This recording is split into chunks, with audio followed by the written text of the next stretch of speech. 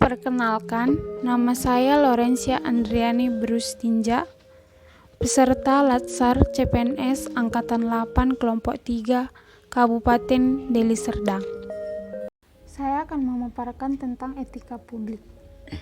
Etika publik adalah refleksi tentang standar atau norma yang menentukan baik, buruk, dan benar salah suatu perilaku, tindakan, dan keputusan yang mengarahkan kebijakan publik dalam menjalankan tanggung jawab pelayanan publik.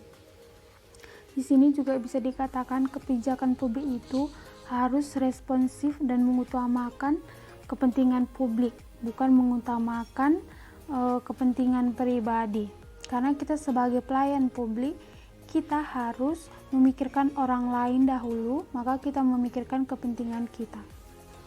Pengertian etika publik menurut ahli yaitu K.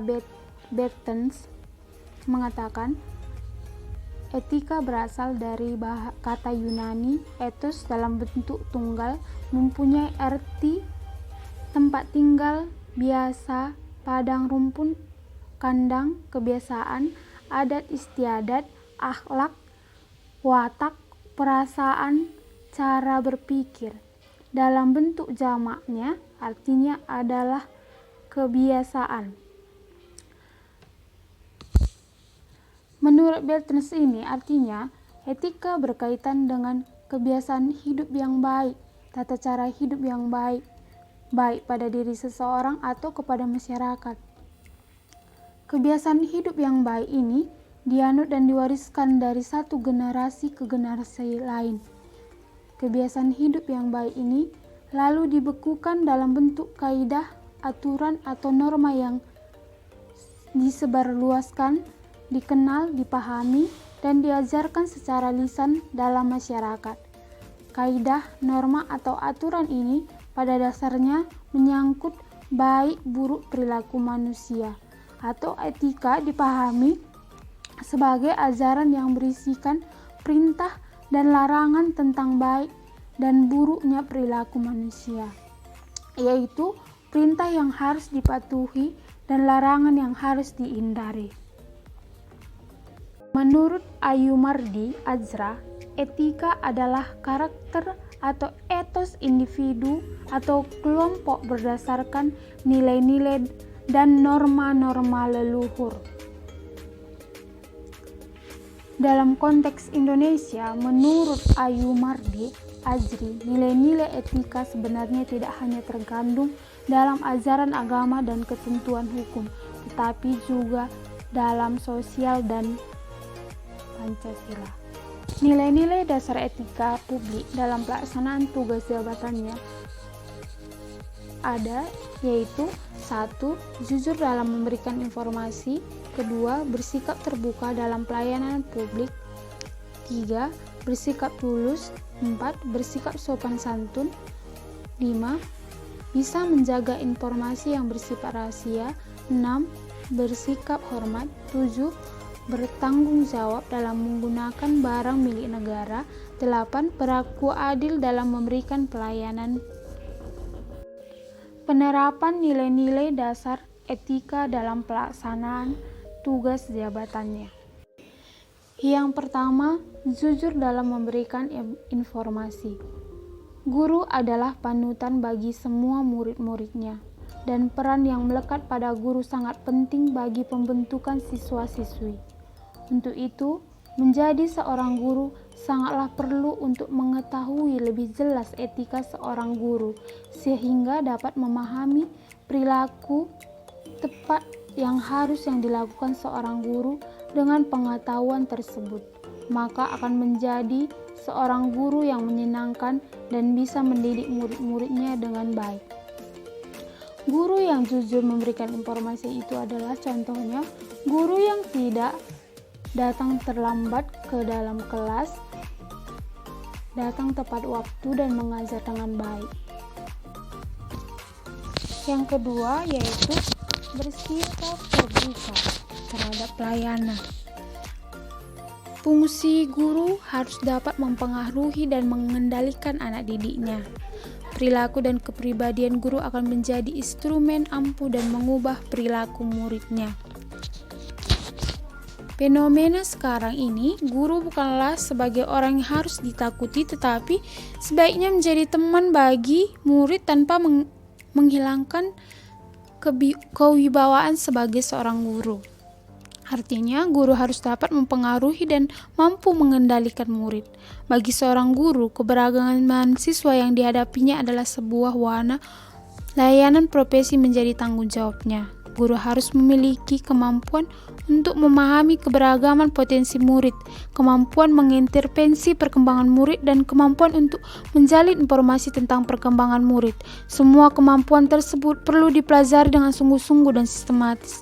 Secara akademik, tidak bisa secara alamiah, dan semua harus terinternalisasi dan teraktualisasi dalam perilaku murid.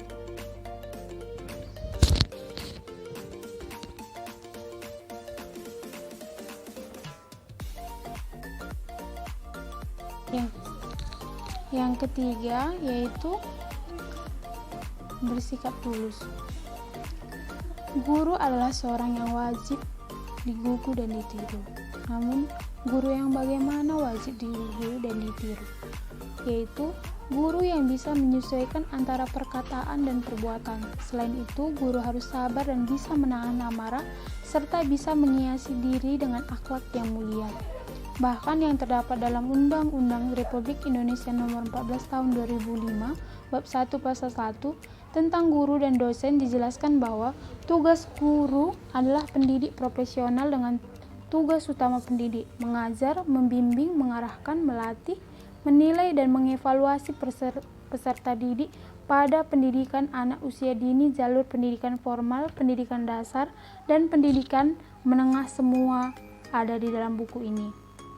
Mengacu pada satu tugas di atas, jika tidak dilandasi dengan ketulusan hati dan niat yang murni, tulus, serta penuh ikhlas, maka seorang guru akan rugi dan berat melaksanakannya. Apabila bagi guru yang bukan berasal dari latar belakang keguruan ditambah dengan ketidaksiapan sebelum mengajar, alasan berat karena seorang guru sebelum mengajar harus mempersiapkan program pembelajaran. Hal itu dimulai dengan pembuatan program tahunan, semester, silabus, dan terakhir rencana pembelajaran atau sering disebut dengan RPP.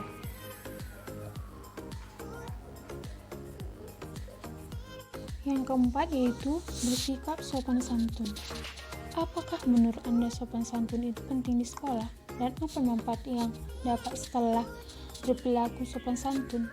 Nah, sopan santun itu merupakan sebuah perilaku atau etika yang mencerminkan sikap seseorang dengan orang lain dengan maksud dan tujuan menghormati seorang tersebut dengan bersikap yang baik dan lemah lembut.